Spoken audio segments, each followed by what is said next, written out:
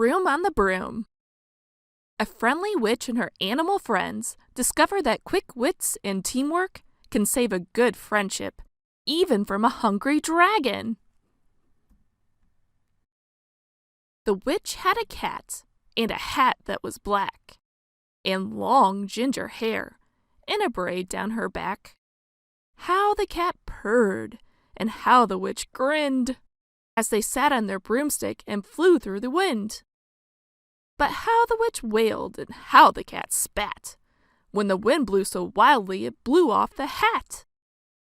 "Down!" cried the witch, and they flew to the ground. They searched for the hat, but no hat could be found. Then out of the bushes on thundering paws, there bounded a dog with the hat in his jaws. He dropped it politely, then eagerly said, as the witch pulled the hat firmly down on her head, "I am a dog as keen as can be. Is there room on the broom for a dog like me?" "Yes!" cried the witch, and the dog clambered on. The witch tapped the broomstick, and whoosh! They were gone. Over the fields and the forest they flew. The dog wagged his tail, and the stormy wind blew. The witch laughed out loud and held on to her hat. But away blew the bow from her braid, just like that. "Down!" cried the witch, and they flew to the ground. They searched for the bow, but no bow could be found. Then out from a tree, with an ear-splitting shriek, there flapped a green bird with the bow in her beak. She dropped it politely and bent her head low, then said, as the witch tied her braid in the bow, "I am a bird as green as can be. Is there room on the broom for a bird like me?" "Yes!" cried the witch, so the bird fluttered on. The witch tapped the broomstick, and whoosh! They were gone. Over the reeds and the rivers they flew. The bird shrieked with glee, and the stormy wind blew. They shot through the sky to the back of beyond. The witch clutched her bow, but let go of her wand. "Down!" cried the witch, and they flew to the ground. They searched for the wand, but no wand could be found. Then all of a sudden from out of a pond leaped a dripping wet frog with a dripping wet wand. He dropped it politely, then said with a croak, as the witch dried the wand on a fold of her cloak, "I am a frog as clean as can be. Is there room on the broom for a frog like me?" "Yes!" said the witch, so the frog bounded on. The witch tapped the broomstick, and whoosh! They were gone. Over the moors and the mountains they flew. The frog jumped for joy, and the broom snapped in two!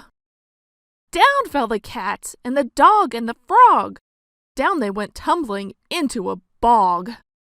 The witch's half broomstick flew into a cloud, and the witch heard a roar that was scary and loud.